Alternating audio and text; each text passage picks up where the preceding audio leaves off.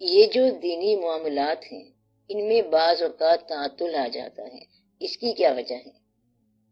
دین میں معاملات تو ہوتے ہی نہیں ہیں، بلکہ صرف ایک ہی معاملہ ہوتا ہے۔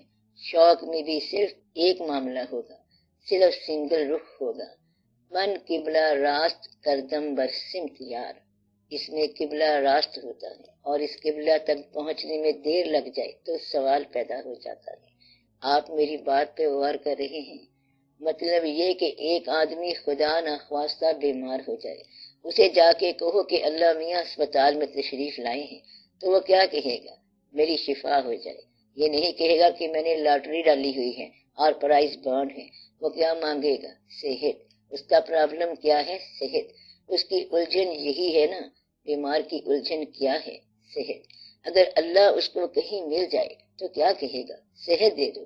اگر اسے کہے کہ پلاٹ لے لو، مکان لے لو، زمین لے لو، 4 مربع اور لے لو، تو کہتا ہے نہیں، صحت چاہیے۔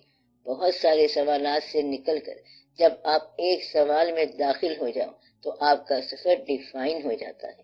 سوالات میں پڑا ہوا بندہ تو غافل ہے، چاہے کتنا عاقل ہو، چاہے بڑا تہجد گزار ہو۔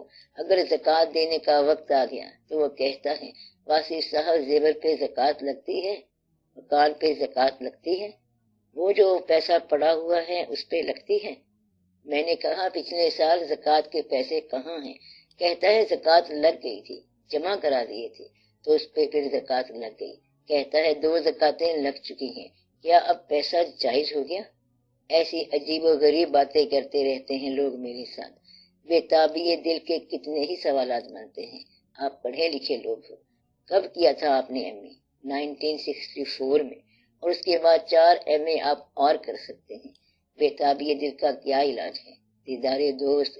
اس لیے اب آپ سوال کرو، بولو۔